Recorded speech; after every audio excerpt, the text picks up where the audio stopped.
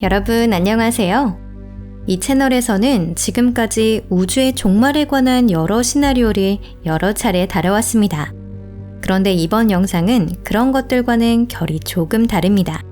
늘 하던 대로 우리가 모두 어떻게 죽음을 맞이하는지 설명하는 대신 이번에는 2007년에 제안된 한 가지 흥미로운 가설을 자세히 살펴보려 합니다. 요지는 아주 단순합니다.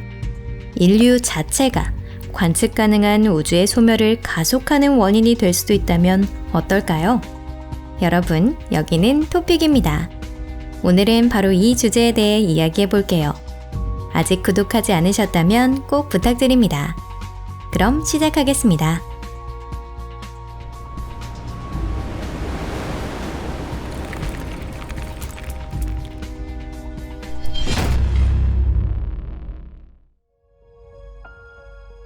나는 죽음이요 세계의 파괴자다. 이 말 어디서 들어본 적 있으신가요? 위대한 과학자의 전기에 관심이 있거나 높은 평가를 받은 크리스토퍼 놀란 감독의 전기 영화 오펜하이머를 보신 분이라면 아마 익숙하실 겁니다. 이는 저명한 물리학자 오펜하이머가 미국의 핵개발 계획에 참여하던 당시 인용한 구절로 고대 인도의 성전 바가바드 기타에서 크리슈나가 한 말을 바탕으로 한 것입니다. 참고로 오펜하이머의 인용은 그다지 정확하지는 않지만 그 부분은 일단 넘어갈게요. 핵무기를 탄생시킨 오펜하이머는 정말로 크리슈나처럼 세상을 멸하는 존재가 되었던 걸까요? 여러분이 허락하신다면 저희는 그 점에 의문을 제기하고 싶습니다. 설령 핵 전쟁이 벌어진다 해도 지구 그 자체에는 아무 일도 일어나지 않을 가능성이 큽니다. 물론 인류 문명은 몰락하고 수많은 생물종이 멸종하며 광대한 지역이 방사능으로 오염되어 생명이 살기 힘든 황무지로 변할지도 모릅니다. 하지만 지구는 마치 아무 일도 없었다는 듯 태양 주위를 계속 돌 겁니다. 수천 년, 길어도 수백만 년이 지나면 핵전쟁의 영향은 옅어지고 생물 다양성은 제자리를 되찾으며 생명은 다시 번성할 것입니다. 비슷한 일이 지구의 지질학적 역사에서 이미 5차례나 일어났습니다. 가장 최근은 소행성의 충돌로 공룡이 멸종했을 때였습니다.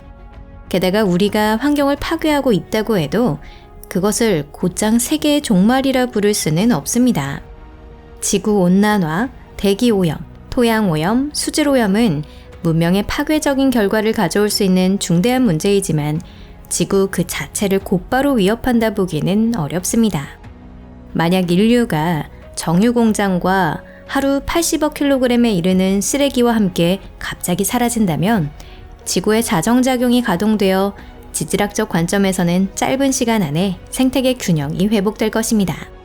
심지어 우리가 의도적으로 지구를 폭파하려 해도 아마 성공하지 못할 겁니다. 행성이라는 존재는 본래 매우 안정적으로 만들어져 있기 때문이죠. 설사 전 세계의 핵무기를 모조리 콜라반도 초심도 시추공이나 마리아나 해구에 던져 그곳에서 폭발시킨다 해도 강한 지진과 쓰나미가 몇 차례 일어나거나 토양과 전 지구의 바다가 방사선에 노출되는 정도일 겁니다. 그건 슈퍼 분화 같은 자연 대재앙에는 필적하지 않습니다. 이런 사건들은 과거 지질 시대에도 한두 번이 아니라 수십 차례나 있었지만 우리는 여전히 여기 존재합니다. 지구 하나에도 손을 대지 못하는 우리가 관측 가능한 우주에 피해를 어떻게 줄 수 있겠느냐는 의문이 드시겠죠? 언뜻 들으면 터무니없이 들릴 수도 있습니다. 지구가 사라지면 태양계의 균형은 크게 흔들리겠지만 프록시마 켄타우리계쯤 가면 그 영향은 느껴지지 않을 겁니다. 규모가 더 커지면 말할 필요도 없겠죠. 그럼에도 불구하고 지금 우리가 실제로 우주를 멸망으로 몰아가고 있다는 주장도 존재합니다. 그리고 그 수단은 핵폭탄도 산업활동도 아니라는데요. 가장 흔한 것, 바로 망원경입니다.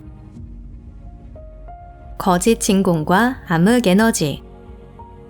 이런 일이 애초에 가능하기나 한지 이해하려면 먼저 거짓 진공과 참된 진공이 무엇인지 간단히 짚고 넘어가야 합니다. 우리의 일상적 관점에서 진공은 아무것도 없는 빈 공간인데요. 하지만 실제로 그런 완전한 진공은 존재하지 않습니다. 아리스토텔레스는 자연은 진공을 싫어한다고 말했습니다. 은하 사이의 진공조차 실제로는 완전히 비어있지 않아 그곳에는 소량의 수소 원자와 분자가 존재합니다. 설령 기적적으로 그것들까지 전부 걷어낸다 해도 공간은 여전히 비어있지 않습니다. 공간에서는 끊임없이 양자 요동이 일어나 가상의 입자와 반입자 쌍이 생겨납니다. 양자 장론에 따르면 우주는 끝없이 진동하는 수많은 장으로 이루어져 있는데요. 이러한 진동이 가능한 한 낮은 에너지 준위에서 일어나는 상태를 우리는 양자 진공이라고 부릅니다. 여기서 특히 중요한 점은 그 에너지 준위가 결코 0이 되지 않는다는 사실입니다. 0이 된다는 건 양자 요동이 완전히 사라진다는 뜻이기 때문이죠. 물리학의 기본 원리 가운데 하나에 따르면 어떠한 개든 에너지가 가장 낮은 상태로 향하는 경향이 있습니다. 다시 말해 일종의 항상성 상태를 향해 나아간다는 것이죠. 참된 진공과 거짓 진공이라는 개념은 바로 이 가정에서 출발합니다. 여기서 잠깐 옆길로 세볼게요. 과학에 관심이 있거나 이 채널의 영상을 꾸준히 보신 분이라면 암흑에너지를 들어보셨을 겁니다. 암흑에너지는 우주 전체를 어느 방향 어느 지점에서든 같은 가속도로 균일하게 팽창시키는 불가사의한 힘인데요. 한 견해에 따르면 암흑에너지는 적어도 관측 가능한 우주 전체에 깔려있는 양자장 그 자체입니다. 그렇다면 이 우주에 퍼져 있는 그 양자장이 가능한 한 최저의 에너지 준위에 있지 않고 이른바 거짓 진공 상태에 놓여 있다면 어떨까요? 그런 경우라면 에너지 준위는 더 낮아질 수 있습니다. 앞서 말씀드렸듯이 모든 개는 그 방향으로 움직이려 하기 때문이죠. 그러면 그 자리에서 가장 낮은 에너지 상태에 있는 공간 영역, 즉 참된 진공의 거품이 형성됩니다. 그리고 이런 거품과 접촉하는 것은 무엇이든 최소 에너지 상태로 전이합니다. 결과적으로 이 영역은 끊임없이 퍼져나가며 마침내 우주 전체에 미치게 되죠. 이것이 의미하는 바는 무엇일까요? 본질적으로 우리가 알고 있는 우주의 종말을 뜻합니다. 별과 행성, 은하를 지배하는 모든 물리법칙은 입자와 양자장이 지닌 특정한 성질에 바탕을 두고 있습니다. 그런데 그 성질들이 바뀐다면 거시적 물질의 존재 자체가 불가능해지죠. 이 소식에서 그나마 위안이 되는 점은 설령 그런 참된 진공의 거품이 생긴다 해도 그 확산 속도가 빛의 속도를 넘지는 않는다는 사실입니다. 이를테면 안드로메다 은하에서 같은 일이 일어나더라도 참된 진공이 우리에게 닿기까지는 250만 년이나 걸릴 거예요. 죽음을 부르는 양자 뇌 이론. 이제 양자장과 거짓 진공의 개념을 이해했으니 양자계의 상태가 관측자에 의존한다는 사실을 다시 떠올려보죠. 이를 설명하는 대표적 비유가 바로 슈레딩거의 고양이인데요. 개 내부에 관측자가 없는 동안 고양이는 어떤 의미에서는 살아있으면서 동시에 죽어있는 상태에 놓여 있습니다. 그 개는 가능한 모든 상태가 겹쳐진 중첩 상태에 있는 것입니다. 이 사실은 스스로 양자 심리학을 내세우는 온갖 사기꾼들에게 즐겨 악용되는데요. 예컨대 여러분이 간절히 바라기만 하면 우주가 가능한 모든 양자 상태 가운데 여러분에게 필요한 상태, 이를테면 10억 달러를 손에 쥐고 있는 상태로 수렴해준다는 식이죠. 이러한 내러티브에 대한 주요 반론 가운데 하나는 양자 효과는 거시적 물질에는 작동하지 않는다는 견해입니다. 지금까지는 원자보다 큰 모든 것은 양자 물리가 아니라 보통의 뉴턴 역학을 따른다고 여겨져 왔는데요. 그런데 최근의 실험들은 사정이 그리 간단하지 않음을 보여주었습니다.